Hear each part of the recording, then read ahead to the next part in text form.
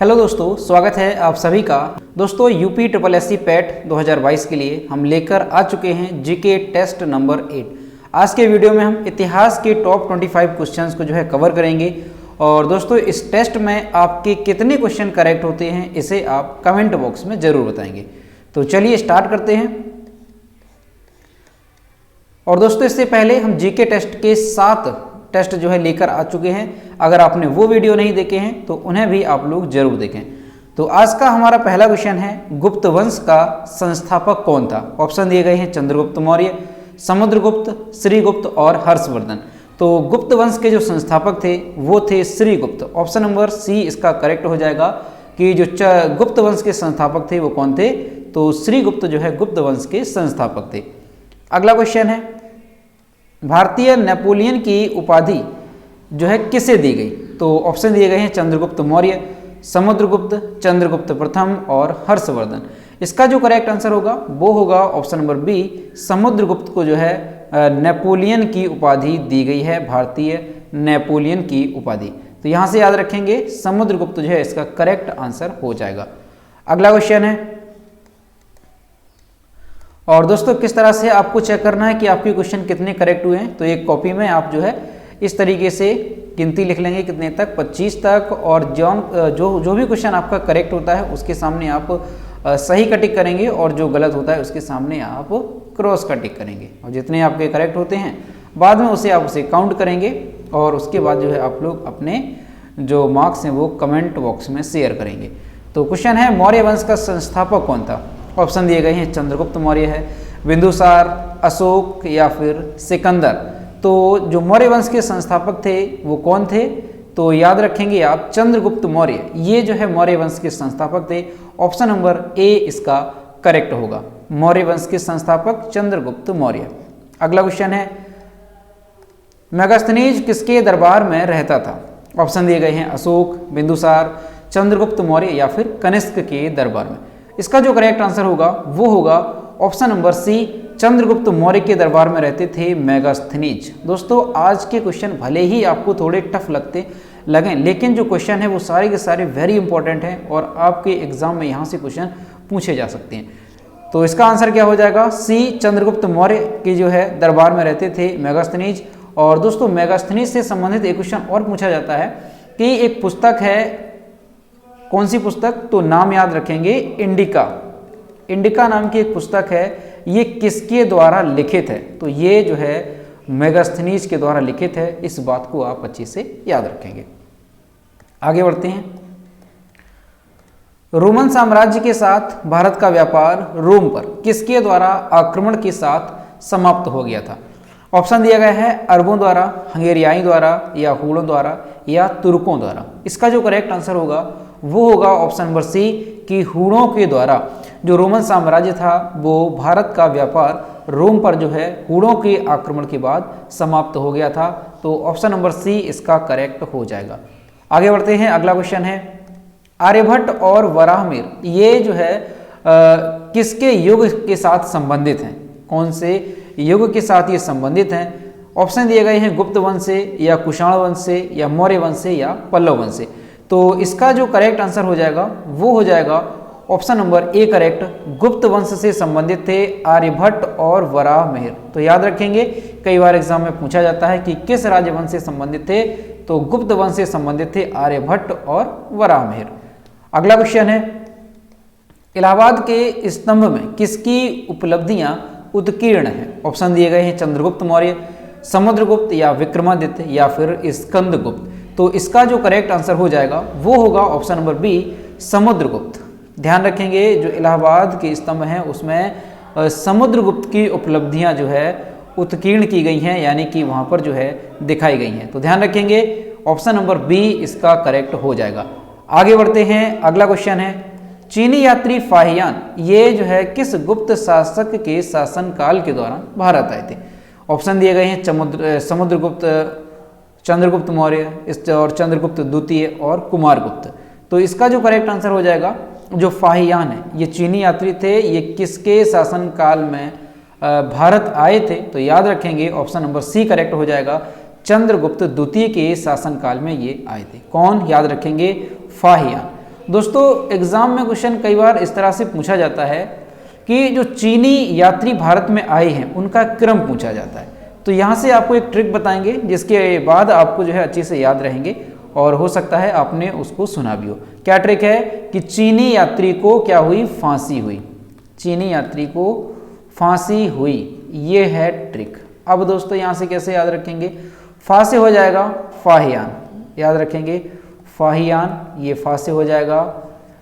सा से हो जाएगा संयुगन, संयुगन, और हु से हो जाएगा वेनसांग, वेनसांग, और इसके बाद आपका जो ई है इससे हो जाएगा इत्सिंग। ये सारे जो 4 नाम हमने आपको बताए हैं ये क्या हैं, ये चीनी यात्री हैं जो कि भारत आए हैं। इनका क्रम एग्जाम में पूछा जाता है। तो सबसे पहले फाहियान आए, उसके बाद संयुगन आए, इसके बाद वेनसांग और इसके बाद इत्सिंग। तो ट्रिक छोटी सी है, याद बनी रहेगी कि चीनी यात्री को फांसी हुई, और यहाँ से आपको ये भी याद रहेगा कि जो फांसी हुई ट्रिक है वो चीन से यात्रियों से रिलेटेड है, क्योंकि चीनी यात्रियों को फांसी हुई। ठीक, तो ये चारों नाम वेरी इंपॉर्टेंट है, अच्छे से याद रखेंगे। और यहाँ जो क्वेश्चन में पूछा गया कि जो चीनी यात्री फाहियान थे ये किसके शासनकाल में भारत आए थे, तो चंद्रगुप्त द्वितीय के शासनकाल में। आगे बढ़ते हैं, अगला क्वेश्चन है गुप्त शासकों के बारे में निम्न में से कौन सा कथन सही नहीं है। अब यहाँ पर दिया गया है कि कौन सा जो कथन है वो सही नहीं है। तो ऑप्शन नंबर इसका करेक्ट हो जाएगा बी, राजपद वंशागत था और सिंहासन सदा सबसे बड़े पुत्र को मिलता था। ये इसका करेक्ट आंसर होगा। यानी कि ये जो 4 कथन दिए गए हैं उनमें से बी जो ऑप्शन है ये गुप्त वंश से संबंधित नहीं है। याद रखेंगे बी जो ऑप्शन है ये यहाँ पर सही नहीं है, यानी कि गुप्त शासकों के बारे में ये जो बात लिखी गई है वो कैसी है, गलत है। अब गुप्त वंश से संबंधित क्या बातें थी, जैसे ये था कि उन्होंने मुख्यतः उत्तर तथा मध्य भारत के भागों पर शासन किया था, ये सही बात है। न्याय प्रणाली पहले की अपेक्षा अधिक विकसित थी, भूमि करों में वृद्धि हुई और व्यापार तथा वाणिज्य करों पर भी जो है कमी की गई। तो ये बातें गुप्त वंश से संबंधित हैं। लेकिन ये यहाँ पर गलत है कि जो सिंहासन है वो हमेशा बड़े पुत्र को दिया जाता था, ये यहाँ पर गलत बात है। ठीक, जो सिंहासन है वो किसे दिया जाता था, योग्य शासक को दिया जाता था, ये बात यहाँ से आप याद रखेंगे।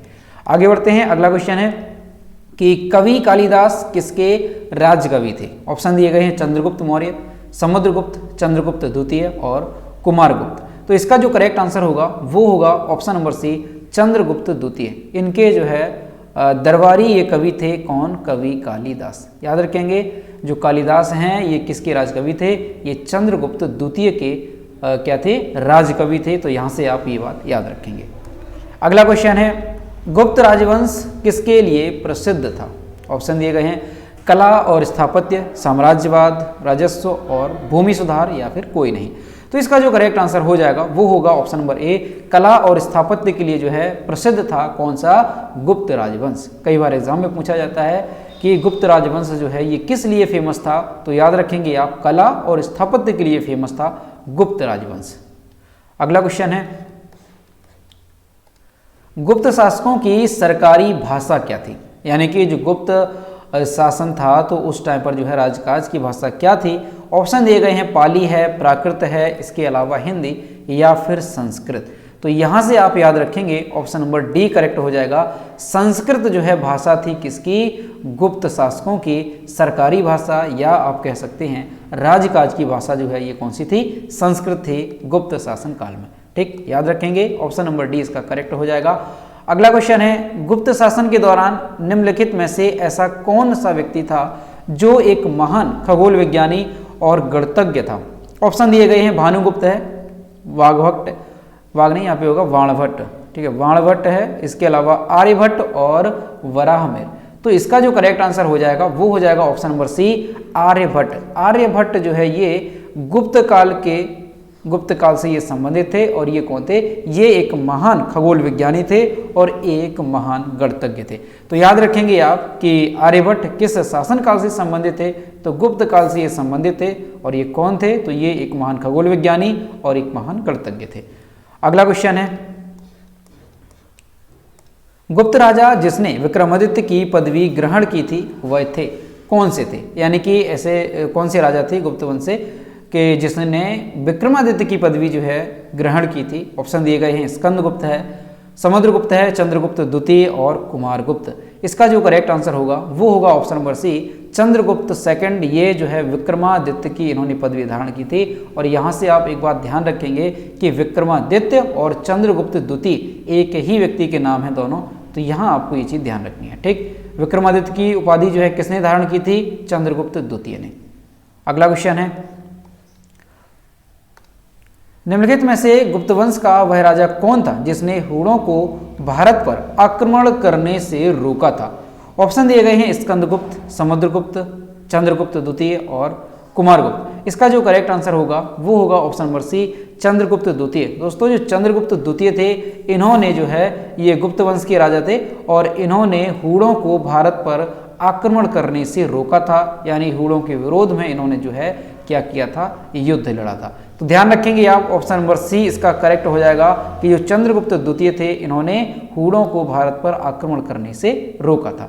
आगे बढ़ते हैं, अगला क्वेश्चन है, गुप्त संवत निम्नलिखित में से किसके द्वारा स्थापित किया गया था?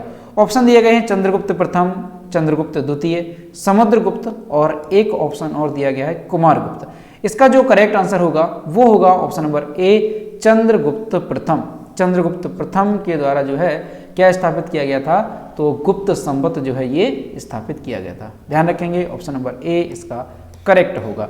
अगला क्वेश्चन है, गुप्त काल में किस धातु के सर्वाधिक सिक्के जारी किए गए? ऑप्शन दिया गया है सोना, चांदी, तांबा और लोहा। इसका जो करेक्ट आंसर होगा वो होगा ऑप्शन नंबर ए, सोने के सिक्के जो है सबसे ज्यादा किस काल में जारी किए गए? तो याद रखेंगे आप, गुप्त काल में जो है सबसे ज्यादा सोने के सिक्के जारी किए गए। अगला क्वेश्चन है, चंद्रगुप्त द्वितीय और किस नाम से जाना जाता था? तो जस्ट अभी आपको बताया था कि जो विक्रमादित्य की उपाधि है वो किसने धारण की थी? चंद्रगुप्त द्वितीय ने। तो ऑप्शन नंबर सी इसका करेक्ट हो जाएगा, विक्रमादित्य के नाम से जाने जाते थे चंद्रगुप्त द्वितीय। ध्यान रखेंगे। अगला क्वेश्चन है, निम्नलिखित में से किनके सिक्के संगीत के प्रति उनका प्रेम दर्शाते हैं? ऑप्शन दिया गया है मौर्यों के, बी है नंदों के, सी है गुप्तों के और डी है चोलों के। इसका जो करेक्ट आंसर होगा वो होगा ऑप्शन नंबर सी, गुप्तों के। गुप्तों के जो सिक्के हैं वो संगीत के प्रति उनका प्रेम दर्शाते हैं। ठीक, ध्यान रखेंगे, ऑप्शन नंबर सी इसका करेक्ट आंसर हो जाएगा। अगला क्वेश्चन है, बाणभट्ट निम्नलिखित में से किस सम्राट के राज दरबारी कवि थे? ऑप्शन दिए गए हैं विक्रमादित्य, कुमारगुप्त, हर्षवर्धन और कनिष्क। तो इसका जो करेक्ट आंसर होगा वो होगा ऑप्शन नंबर सी, हर्षवर्धन के राज दरबारी कवि थे कौन? बाणभट्ट। ध्यान रखेंगे, कई बार एग्जाम में पूछा जाता है कि बाणभट्ट ये किसके दरबारी कवि थे? तो याद रखेंगे आप, हर्षवर्धन के। अगला क्वेश्चन है, हर्षवर्धन अपनी धार्मिक सभा कहाँ किया करता था? हर्षवर्धन जो है ये अपनी धार्मिक सभा कहाँ पर करते थे? तो ऑप्शन नंबर इसका करेक्ट होगा कौन सा? बी, प्रयाग में जो है ये अपनी धार्मिक सभाएं करते थे। कौन? हर्षवर्धन। अगला क्वेश्चन है, एक महान रोमानी नाटक कादंबरी का लेखक कौन है? तो यहाँ पूछा जा रहा है कि कादंबरी के लेखक जो है कौन थे? ऑप्शन दिए गए हैं बाणभट्ट, हर्षवर्धन, और कौन सा है?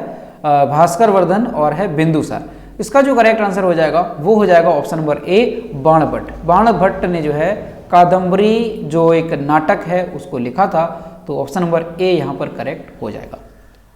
आगे बढ़ते हैं, अगला क्वेश्चन है, निम्न में से किसकी रचना हर्षवर्धन ने नहीं की थी? ऑप्शन दिए गए हैं हर्ष रचित और रत्नावली, प्रियदर्शिका और नागानंद। इसका जो करेक्ट आंसर हो जाएगा वो हो जाएगा option number A, Harshacharita. Harshacharita की जो रचना है वो हर्षवर्धन ने नहीं की थी। तो यहाँ से याद रखेंगे, ऑप्शन नंबर ए करेक्ट होगा। बाकी जो रत्नावली, प्रियदर्शनी और नागानंद ये जो है किसकी रचना है? ये हर्षवर्धन की रचना है। आगे बढ़ते हैं, अगला क्वेश्चन है, हरिसेन किसका दरबारी कवि था? ऑप्शन दिए गए हैं समुद्रगुप्त, श्रीगुप्त, घटोत्कच और चंद्रगुप्त प्रथम।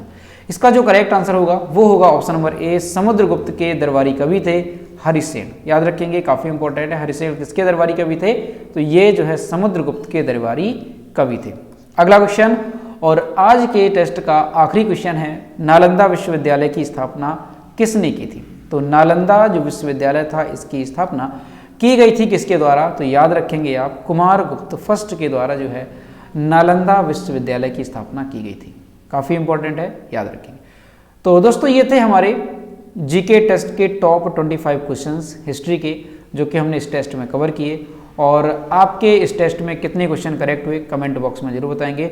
और दोस्तों इस जीके टेस्ट को आप लोग जो है रेगुलर करें और निश्चित तौर पर आप यूपी पैट के एग्ज़ाम में जो है बेहतर स्कोर करेंगे, क्योंकि दोस्तों मैंने आपको कई बार बताया है कि जो पैट का एग्ज़ाम है इसमें सबसे ज़्यादा जो भूमिका है वो किसकी है, वो है जीएस की। अगर हम जीएस और प्लस करंट अफेयर की बात करें तो ये कितना पूछा जाएगा, 50 नंबर का आपसे पूछा जाएगा, जिसमें आपका 10 नंबर का करंट अफेयर रहेगा और 10 नंबर का आपका क्या रहेगा, जनरल अवेयरनेस। यानी कि अगर ओवरऑल बात करें तो करंट अफेयर से आपके 20 क्वेश्चन पूछे जाएंगे और जीएस से आपके 30 क्वेश्चन पूछे जाएंगे। तो इस तरह से आप समझ सकते हैं कि जो जीएस और करंट अफेयर है इसकी मेन भूमिका रहेगी आपकी इस एग्ज़ाम में। तो इसी वजह से जो जीके टेस्ट है इसे रेगुलर कीजिए और निश्चित तौर पर आपका जो है जीएस में इम्प्रूवमेंट होगा। तो दोस्तों इस वीडियो को ज़्यादा से ज़्यादा शेयर करिए अपने दोस्तों के साथ, और अगर चैनल पर पहली बार आए हैं तो इसे सब्सक्राइब करें, और अगर वीडियो पसंद आता है तो वीडियो को लाइक आप लोग ज़रूर करें। तो मिलते हैं नए जीके टेस्ट के साथ। Thank you.